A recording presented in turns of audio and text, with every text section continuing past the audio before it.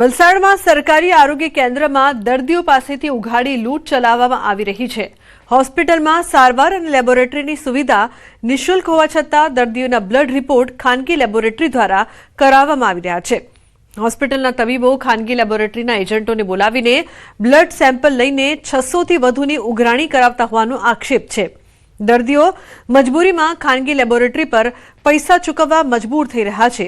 જો કે તબીબો આ આક્ષેપોને નકારી રહ્યા છે અને હોસ્પિટલમાં આવી ચકચાર સામે લોકોમાં ચિંતાનો માહોલ ફેલાયો છે। फिर इन्होंने बोला था यहाँ ब्लड टेस्ट नहीं होगा, बाहर से बुलाना पड़ेगा। तो ब्लड टेस्ट के 780 रुपये इन्होंने लिए हैं, क्योंकि सरकारी है तो सरकारी में तो पैसा नहीं लेना चाहिए, जैसे फ्री में होना चाहिए। किसी को बुलाए थे मैडम को, ब्लड लेके फिर वो गए थे, फिर रिपोर्ट लेके आए थे, 650 रुपये लिए थे।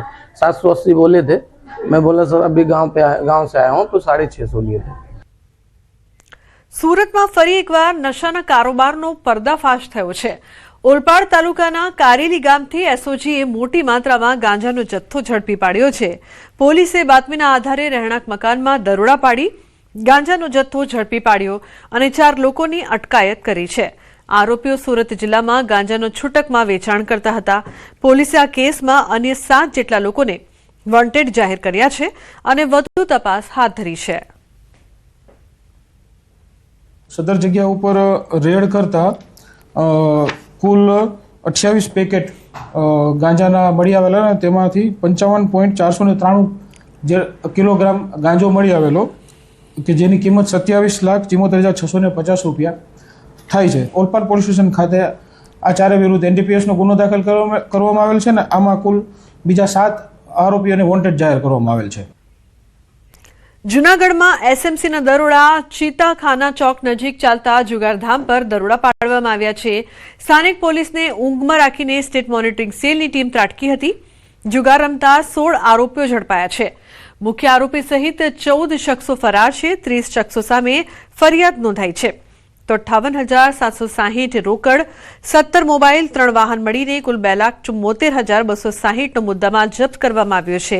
થોડા દિવસો પહેલા પણ સ્ટેટ મોનિટરિંગ સેલની ટીમે પંચેશ્વર વિસ્તારમાં દેશી દારૂના અડ્ડા પર રેડ કરી હતી। સ્થાનિક પોલીસની કામગીરી સામે સવાલ ઉઠ્યા છે।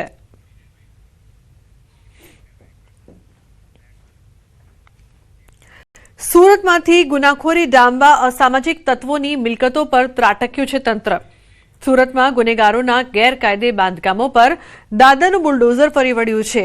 અમરોલી પોલીસ અને મહાનગરપાલિકાની સંયુક્ત કામગીરી હત્યા અને મારામારીના આરોપીઓના ગેરકાયદે દબાણો તોડી પાડ્યા। કોસાડ આવાસ પાસેનું કુલ 146 સ્ક્વેર મીટર ગેરકાયદે બાંધકામ દૂર કરાયું છે।